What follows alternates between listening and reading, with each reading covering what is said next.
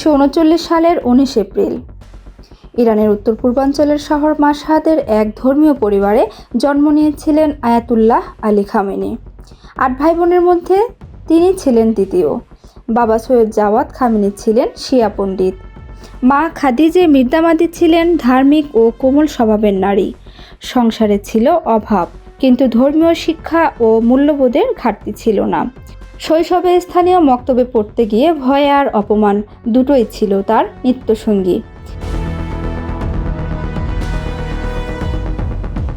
তিনি নিজেই স্মৃতিচারণায় বলেছেন, শিক্ষককে ভয় পেতেন, আবার দুর্বল দৃষ্টিশক্তির কারণে ব্ল্যাকবোর্ড ঠিকমতো দেখতে না পারায় তৃতীয় শ্রেণী পর্যন্ত তাকে বোকা ও অলস ছাত্র বলা হতো।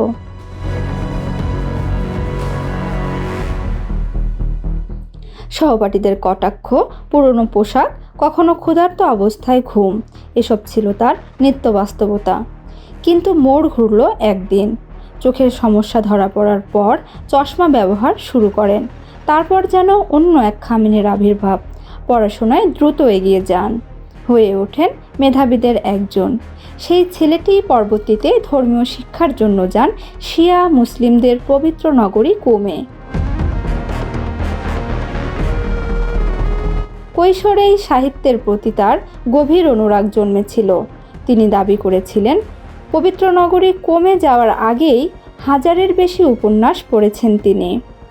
লিও টলস্টয়, ভিক্টর হুগো কিংবা রোমারোলার মতো লেখকদের কাজ তাকে ভাবনায় প্রভাবিত করেছিল।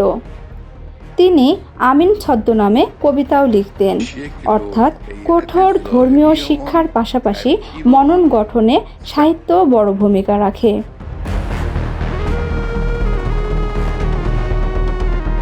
1955 সালে কোমে এক সভায় তার দেখা হয় আয়াতুল্লাহ রুহুল্লাহ খোমেনির সঙ্গে। সেই সাক্ষাৎ ছিল জীবন বদলে দেওয়া মুহূর্ত। পরে শাহ শাসনের বিরুদ্ধে তিনি আন্দোলনে যুক্ত হন। তৎকালীন শাসক মোহাম্মদ রেজা পাহলভীর বিরুদ্ধে সরাসরি তিনি বিক্ষোভে অংশ নেন। একাধিকবার গ্রেপ্তারও হন। বিপ্লবের আগে তার রাজনৈতিক কর্মকাণ্ড মূলত মাশহাদকে কেন্দ্র করেই চলত। 1979 সালের ইসলামী বিপ্লবের পর তিনি দ্রুত ক্ষমতার কেন্দ্রে উঠে আসেন।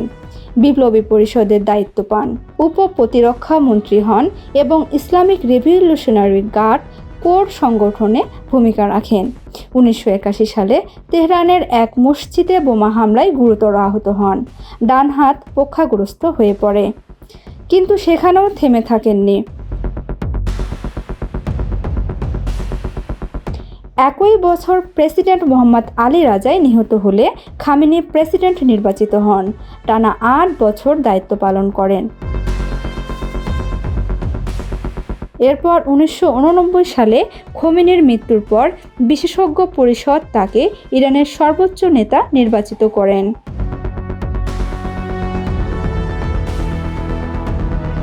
যদিও তখন তার ধর্মীয় পদমর্যাদা নিয়ে বিতর্ক ছিল। পরে সংবিধান সংশোধনের মাধ্যমে পথ পরিষ্কার হয়। তার দীর্ঘ শাসনামলে ইরান আঞ্চলিক রাজনীতিতে প্রভাবশালী শক্তিতে পরিণত হয়। যুক্তরাষ্ট্র ও ইসরায়েলের সঙ্গে বৈরিতা, পারমাণবিক কর্মসূচি, মধ্যপ্রাচ্যের বিভিন্ন সংঘাতে প্রভাব, সব মিলিয়ে তিনি হয়ে ওঠেন বৈশ্বিক আলোচনার কেন্দ্রবিন্দু। সমর্থকদের চোখে তিনি ইসলামী প্রজাতন্ত্রের রক্ষক ছিলেন, আর সমালোচকদের মতে কঠোর নিয়ন্ত্রণের প্রতীক ছিলেন তিনি।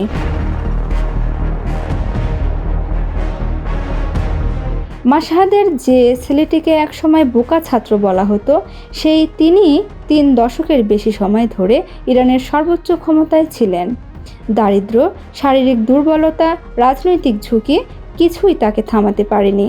তার জীবন কাহিনী তাই শুধু এক নেতার গল্প নয়, বরং সংগ্রাম থেকে ক্ষমতার শিখরে ওঠার এক দীর্ঘ ও নাটকীয় যাত্রার গল্প।